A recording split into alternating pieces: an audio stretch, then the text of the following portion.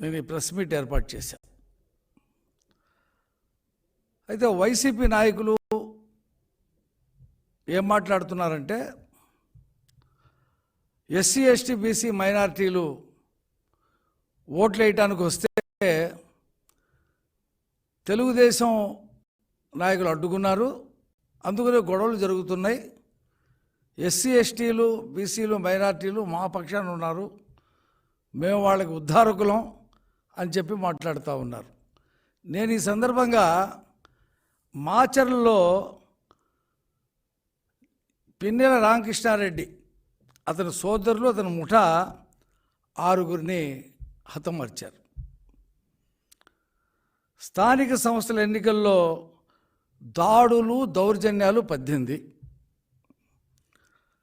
మాచర్ల నియోజకవర్గంలో 77 పంచాయతీలు ఉంటే 74 దౌర్జన్యంగా ఏకగ్రీవం చేసుకున్నారు.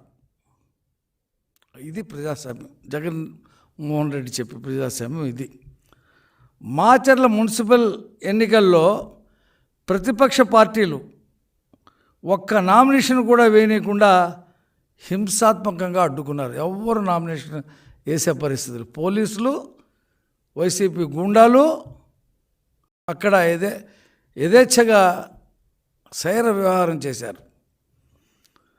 దీని మీద నిజ నిర్ధారణ కమిటీ వేసి మా మాజీ MLA Bonda Umamaheswararao, MLC Buddha Venkanna, high court advocate Para కిషోర్లు అక్కడికి వెళ్తే వాళ్ళ కారు మీద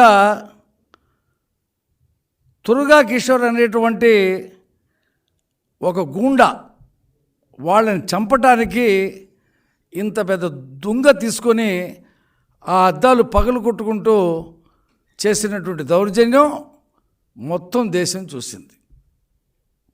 అయితే ఆ తురుగా కిషోర్కి ఏం చేశాడు జగన్మోహన్ రెడ్డి? మున్సిపల్ చైర్మన్ పదవి కట్టుబట్టాడు. తాజాగా ఎన్నికల్లో పోలింగ్ బూత్ 202లో పిన్నెల రామకృష్ణారెడ్డి విచక్షణ కోల్పోయి తన సహజ నేర సంస్కృతిలో భాగంగా ఈవీఎంలు ధ్వంసం చేశాడు. దాని మీద పెద్ద ఎత్తున చర్చ జరుగుతూ ఉంది. అతను పారిపోయాడు. విదేశాలకు వెళ్ళాడో తెలియదు, ఇతర రాష్ట్రాల్లో తలదాల్చుకుంటున్నాడో తెలియదు, హైదరాబాద్లో ఉన్నాడో తెలియదు, ఆంధ్రప్రదేశ్లో ఉన్నాడో తెలియదు. పోలీసులు మాత్రం 8 బృందాలు వేసి ఎతుకుతున్నామని చెప్పి చెప్తా ఉన్నారు. నువ్వు ఒక ఎమ్మెల్యేవే కదా, నీకు బాధ్యత లేదా? నువ్వు పారిపోతావా? ఇదా జగన్మోహన్ రెడ్డి ఇతన్ని భుజం మీద చేసి చాలా మంచోడు, ఇతను ఇంకా రేపు ప్రభుత్వం వస్తే ఇంకా పైన అంటే మంత్రి పదవి కట్టపెడతా, ఇతని ఓట్లేసి గెలిపించాడని చెప్పాడు ఈ మహానుభావుడు గురించి.